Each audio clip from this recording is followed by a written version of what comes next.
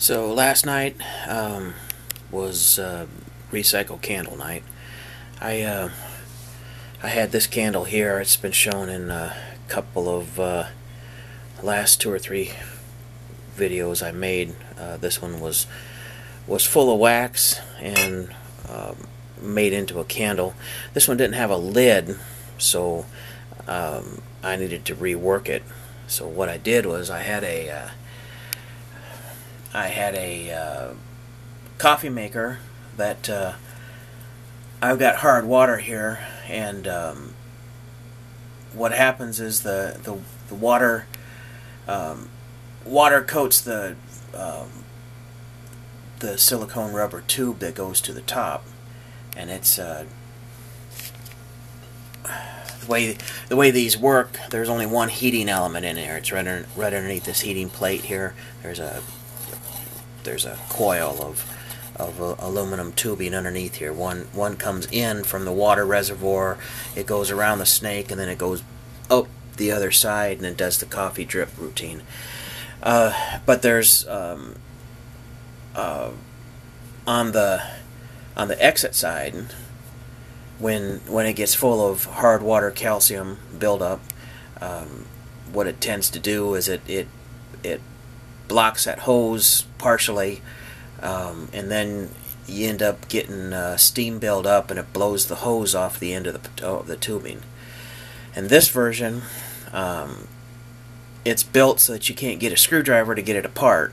It's a simple fix, but in order to fix it, you got to hack the casing apart and make it unusable. So I might as well hack the casing apart and make it actually usable to me. So I took all the coffee making parts off of it, and now it's just a hot plate. But everything that was blocking this one, now I can set odd sized shapes on there, and it works just fine. Wax melts at 135 degrees thereabouts, and it just takes all day, but it works, and there's no dinking around. You just set it. It's mild heat, so you just set it on there, and you don't have to worry about double boilers and all of that other stuff. You know, your double boiler runs dry, and then you got a warped pan underneath of a pot. So it's this is just easier. So I melted down these two, and I made 4 candles out of them. I guess I should have shown that part. When you fill these candles up, this wax expands quite a bit. I mean, quite a bit. Probably as much as about 5%. So the outside surface is going to cool down first. So then it's gonna solidify from the outside to the inside, and then because it has to contract, it will suck a divot down in the middle of the candle. It did the same thing with all of these. So I topped them up. I just took the torch and held a candle over the top of them, and finished filling it up the rest of the way. That's why there's a pink top on all these. It's just the top layer.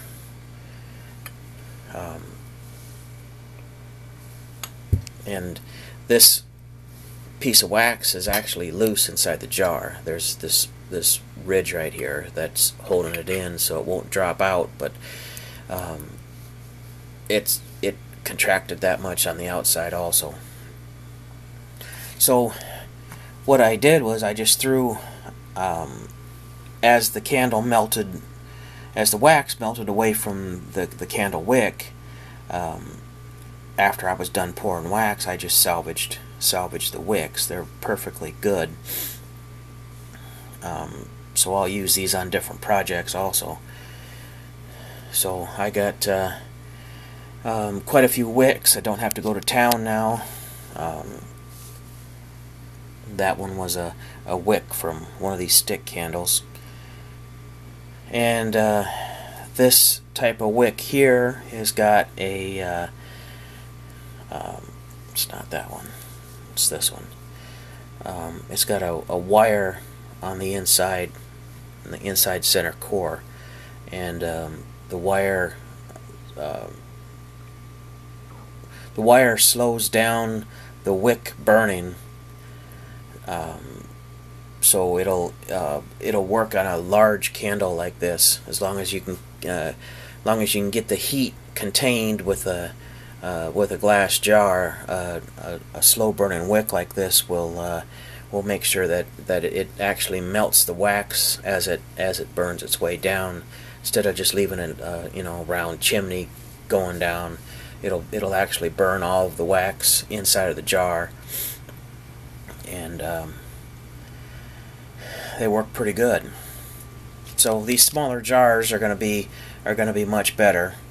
They'll pack up. They'll store in glove boxes behind the seats. I'm going to make one more that's this size, and then one more that's this size. These are peanut butter jars. So, progress.